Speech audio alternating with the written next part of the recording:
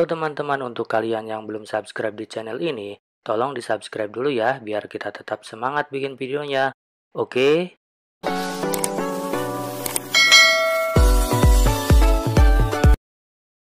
Riwayat Thoriqah Qadiriyah wa Naqsyabandiyah TKN. Syahdan. Saat itu sekeliling rumah Rasulullah Shallallahu Alaihi Wasallam sedang dikepung oleh kaum kafir Quraisy. Di dalam rumah tersebut terdapat Rasulullah Shallallahu Alaihi Wasallam, Sayyidina Abu Bakar As-Siddiq dan Sayyidina Ali bin Abi Thalib.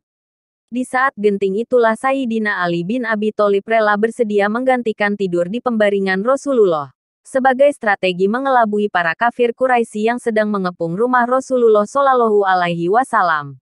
Sedang Rasulullah bersama Sayyidina Abu Bakar berusaha menyelinap keluar rumah. Untuk selanjutnya keduanya berhijrah ke kota Madinah, menghindar dari kepungan kaum kafir Quraisy yang telah siap sedia berkomplot ingin membunuh Rasulullah Shallallahu Alaihi Wasallam. Namun sebelum pergi, Rasulullah Shallallahu Alaihi Wasallam mendekati pembaringan Sayyidina Ali bin Abi Thalib dan beliau menalkin kalimah La ilaha illallah di telinga Sayyidina Ali bin Abi Thalib. Karomallahu wajahu. Sayyidina Ali bin Abi Thalib menerima kalimah talqin la ilaha illallah tersebut dan selanjutnya beliau pun terus berzikir dengan kalimah tersebut.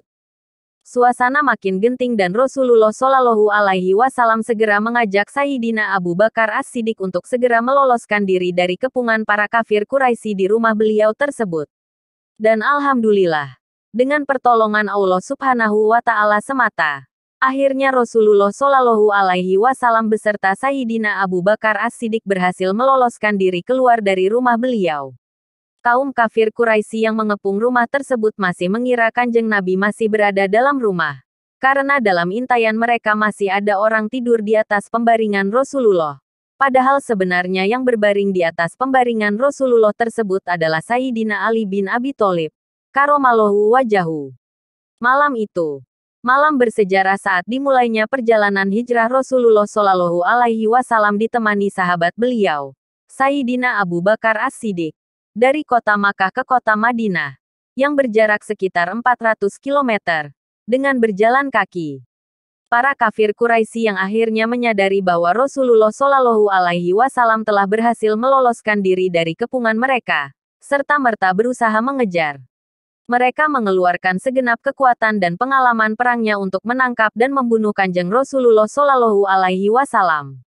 Dalam perjalanan hijrah tersebut, di sela-sela gentingnya kondisi akibat kejaran kaum kafir Quraisy, Sayyidina Abu Bakar kemudian menanyakan kepada Rasulullah Shallallahu Alaihi Wasallam, apa yang telah diucapkan Kanjeng Rasul kepada sahabat Sayyidina Ali bin Abi Thalib sewaktu masih dalam rumah, saat hendak keluar dari kepungan kaum kafir Quraisy.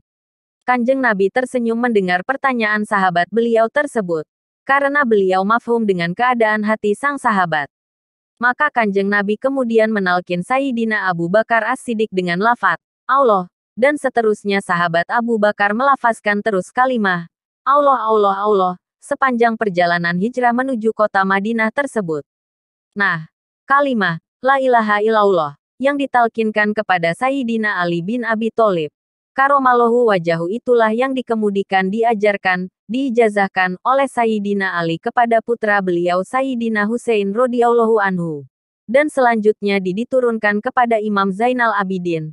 Selanjutnya diturunkan juga secara turun-temurun, termasuk hingga kepada Syekh Abdul Qadir Al-Jailani.